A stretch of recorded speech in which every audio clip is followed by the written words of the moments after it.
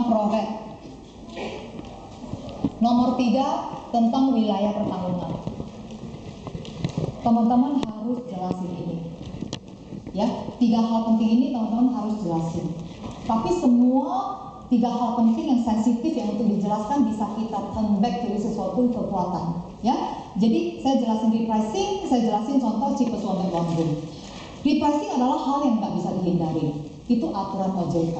Kalau perusahaan asuransi bilang gua nggak ada repricing, bohong besar berarti lu melanggar OJK. Ya, OJK mengharuskan setiap perusahaan asuransi taruh klausul itu. Ya, jadi repricing itu berlaku untuk semua. Proret juga sama, ya. Yang namanya asuransi SCAS sesuai tagihan pasti ada proret. Kalau enggak, semua orang juga tahu logikanya harus. Kalau misalnya nggak ada proret, udah beli aja yang 1 juta kamarnya. Toh kamarnya nanti nombok sendiri aja kamarnya, sisanya semua sesuai tagihan. Wah enak bener gitu, nggak bisa ya. Jadi proret itu pasti ada sesuai kamar yang dipilih, ya. Nah, wilayah pertanggungan juga ada kaitan dengan proret. Kalau misalnya tidak dibatas-batasin wilayah pertanggungan, bisa-bisa aja dong ya orang maunya berobat ke Singapura pakai kamar yang 2 juta. Nggak bisa, nanti yang akan terjadi apa? Proretnya akan mahal banget. Nanti yang ada klien kecewa.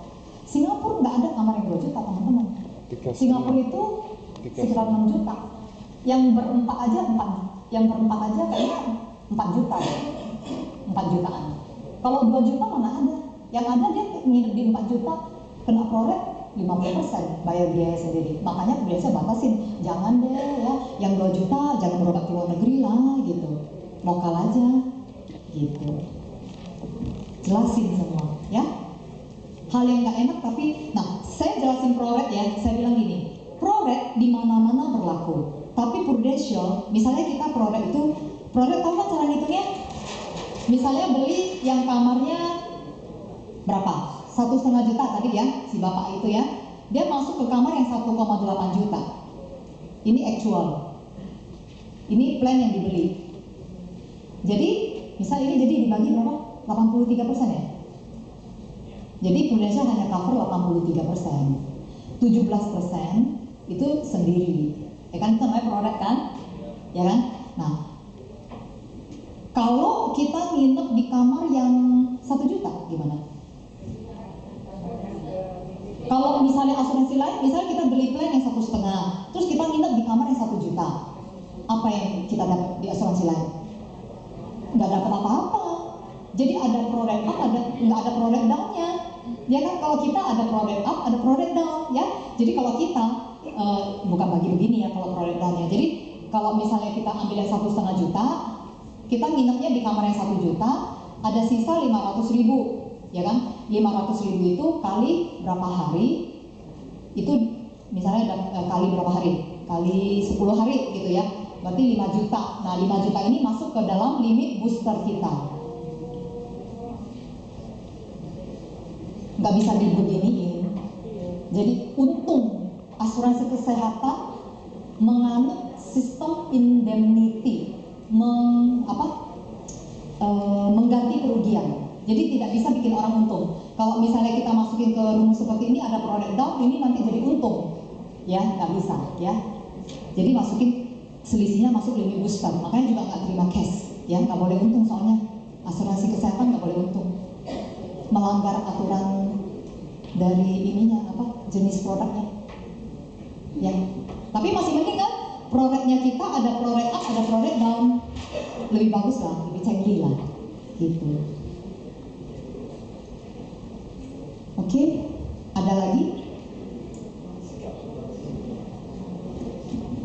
Sorry mau lanjutkan yang proret.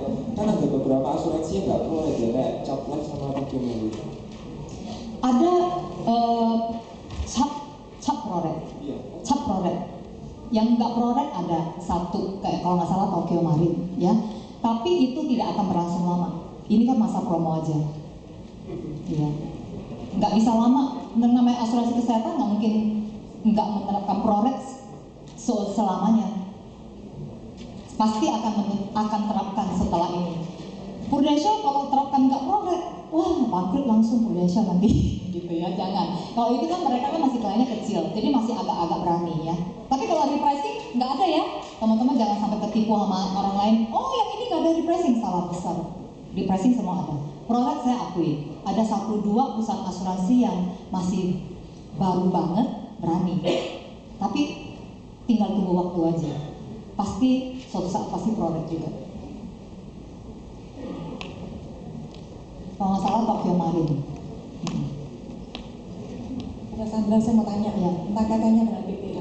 Contoh tadi, contoh ibu kan, kalau misalkan kita kan dibatasin rupiah kan, tambah 1,5, tambah 2, 4 dan sebagainya. Iya. Contoh kan, apa namanya, kalau di yang one bed one room yang cheapest itu kan, pokoknya patokannya kan satu kamar Kamar sendiri. Nah, misalkan apa namanya kan pasti kan dinaikin juga ya sama yang kompetitor. Nah, contoh misalkan ya untuk 10 tahun ke depan mending kamu upgrade aja. Gitu. Tapi kalau dia kena klaim untuk case yang berat, otomatis kan dikecualikan. Iya. Otomatis dia berat juga kan, nggak bisa juga dia pengen upgrade tapi kan pasti oleh Prudential akan dikecualikan atau ditolak. Iya. Nah untuk kompetitor apakah sama? Contoh kan ya nggak apa-apa, ini dinaikkan kan yang penting saya tetap ya one bed one room. Iya, Ya, iya, betul. Ya kalau itu handling objection buat agent yang dari sana ya. Jadi udah diikat gitu ya. Premi naik nggak apa-apa, ya kan? Nah memang dari sisi sana memang betul cheapest one bed one room unggul karena dia udah ikat di situ. Tapi klien di luar sana ya rata-rata nggak terlalu mikirin itu sih. Mereka lebih concern ke arah premi jangan naik gitu. Daripada dia ketakutan, aduh nanti nggak bisa naik lagi gitu manfaatnya. Tapi itu memang kalau kamu kan ngerti ya, kalau memang orang cheapest one bed one room ya kalau dia ada sakit atau apa ya dia udah ikat di sini gitu. Yang ini belum tentu bisa naik lagi, ya kan gitu. Iya, betul. Ya nggak apa-apa kalau memang itu kelebihannya mereka akuin aja gitu.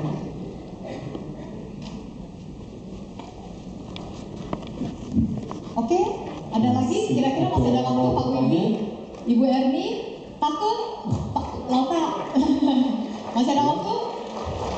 Kalau waktunya selama Bu Cassandranya mau, bisa-bisa aja. Ada yang mau bertanya lagi? Oh iya, sebentar ya Bu ya. Ini ada anak muda yang luar biasa mau bertanya. Oke, pagi Bu Cassandra. Jadi saya mau tanya, nama saya Anthony ya.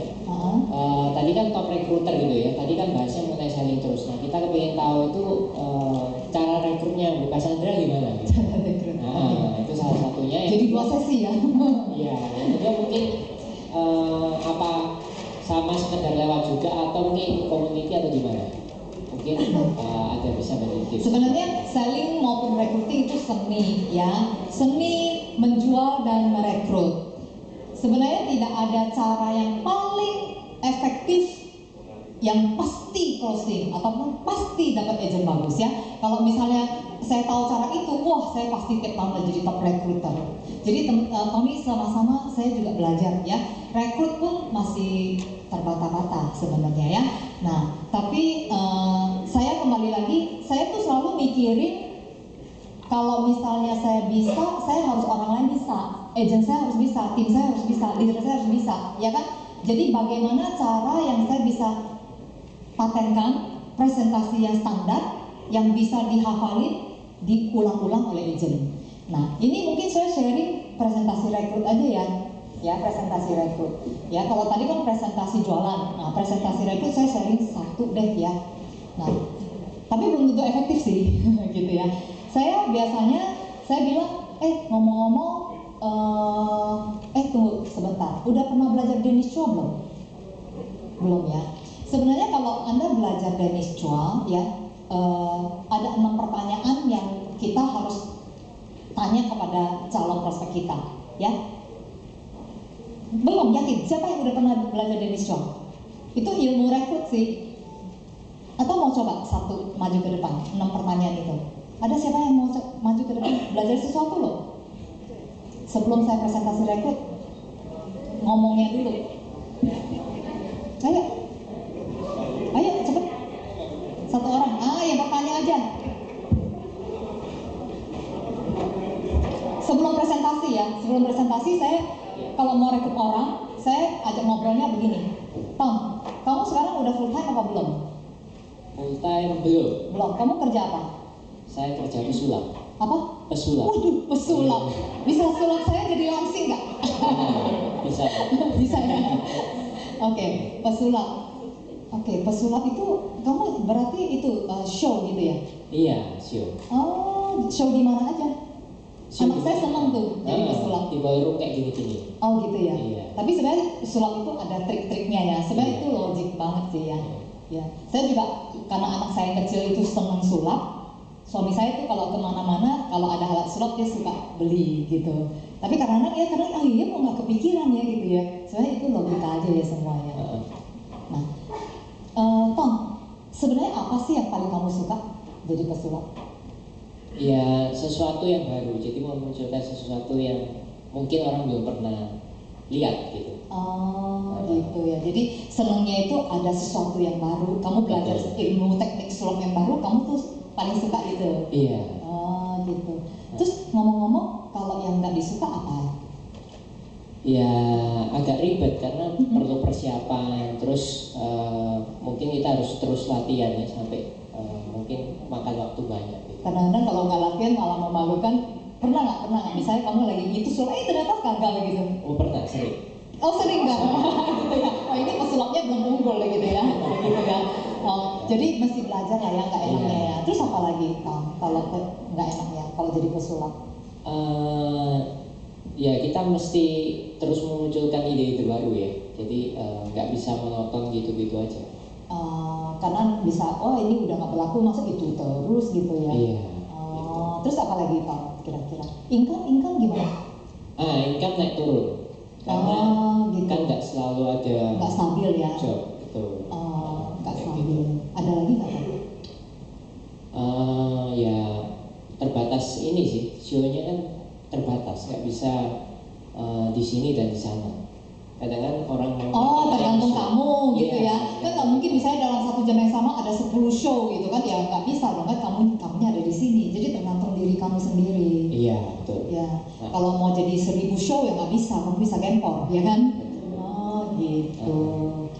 Ngomong-ngomong, kira-kira ya, kalau kamu kepengen ada satu perbaikan ya, kamu kira-kira pengen kasih masukan mengenai teknik sulap ini mesti diapain nih? Maksudnya apa yang kebayang sama kamu yang kamu pengen kasih seandainya nih sulap itu bisa begini gitu? Nah, apa kira-kira kamu idealnya kamu kepengen apa? Yang kamu harapkan berubah kalau dari pesulap itu? Sesuatu yang baru yang belum pernah dilihat memang harus yang kita munculkan. Jadi nggak bisa pakai yang udah ada terus kita modif sedikit. Jadi memang harus betul-betul baru. Oh gitu ya. Gitu. Terus kalau misalnya 5 tahun ke depan, kamu bisa nggak melihat masa depan kamu sebagai pesulap 5 tahun ke depan kira-kira jadi pesulap kayak apa? Bisa, kalau latihan terus-menerus bisa jadi terkenal. 5 tahun ke depan. Jadi tapi menurut kamu potensinya untuk menjadi pesulap terkenal dalam 5 tahun ke depan untuk diri kamu nih, ini kondisi sekarang. Most likely atau enggak terlalu? Untuk sekarang enggak? Enggak ya? Iya. 5 tahun ke depan? Iya. Hah? Kalau dulu iya. Dulu iya? Iya. Oh, kenapa? Ya karena jarang di Surabaya. Tapi sekarang udah banyak? Sekarang tambah sedikit. Tambah sedikit? Kenapa? Iya. Kok makin bagus dong kalau sedikit? Karena sudah banyak yang lihat dan itu aja. Jadi mungkin Jadi kurang kamu lihat kreatif. 5 tahun ke depan masa depan kamu nggak terlalu cerah dong ya? Iya, agak muram-muram gitu ya. Tom, seandainya nih ya, ada satu kelompok bisnis yang dimana kamu tuh nggak usah sibuk mikirin ide-ide baru gitu. Terus juga kamu nggak usah khawatir mengenai income-nya kok gitu-gitu aja gitu. Terus masa depan ke depannya juga lebih cerah gitu. Kamu terbuka nggak untuk tahu lebih lanjut, Tom? Iya, terbuka. Terbuka untuk tahu lebih lanjut ya. Ya udah, kita baru presentasi teman-teman ya. Thank you ya Tom ya. Nah, thank you, silakan duduk. Teman-teman, jadi sebelum mulai presentasi ada 6 pertanyaan yang teman-teman harus tanyakan. Teman-teman tadi menangkap nggak apa yang saya tanyakan tadi? Nomor 1 itu job desk. Ini sebenarnya kalau saya lagi ngobrol sama orang, itu biasanya lebih lebih panjang ya. Pesulap itu ngapain aja? Lu berapa kali show sebulan segala macam ya. Kalau ini kan tadi terbatas ya. Jadi kita tanya job desk supaya kita show bahwa perhatian kita terhadap pekerjaannya dia. Ya, accounting itu ngapain aja? Oh, guru itu ngapain aja? Berapa muridnya? Nakal enggak? Segala macam ya, job desk ya, nomor 1 ya. Setelah selesai ya, kita tanya apa yang disukai. Saya biasanya tanya apa yang paling disukai sih. Jadi cuma 1 aja gitu yang paling disukai. Tadi saya tanya, "Toh, apa yang paling kamu sukai?" Dia bilang menemukan ide baru, ya kan? Ya. Pertanyaan kedua ini nggak usah panjang-panjang, 1 aja ya. Karena pertanyaan ini tujuannya untuk membuka pertanyaan yang ketiga. Apa tadi? Apa yang tidak disukai? Nah, karena ini untuk membuka yang ini. Nah, yang ini boleh agak banyakkan. Si Tony tadi nggak suka apa? Harus cari ide baru, bisa juga harus belajar sampai mahir. Kalau salah di depan umum kan malu, ya kan? Terus income-nya saya korek juga, income gimana? Nah, itu income juga nggak bagus karena nggak menentu, naik turun gitu kan? Nah, apalagi gitu, boleh korek lebih banyak lagi. Nah, nomor 4 jujur tadi agak susah ya. Nomor 4 itu sebenarnya ini, apa harapan perbaikan terhadap kalau misalnya orang kantoran kan apa harapan perbaikan untuk kantornya gitu kan. Misalnya dia bilang, oh seandainya nggak usah pakai lembur, oh seandainya gajinya dinaikin gitu ya. Jadi apa masukan yang dia harapkan untuk perusahaan tempat dia bekerja ya. Kalau tadi apa harapan dia untuk pesulap memang agak sulit ya. Nah terus nomor 5 ya,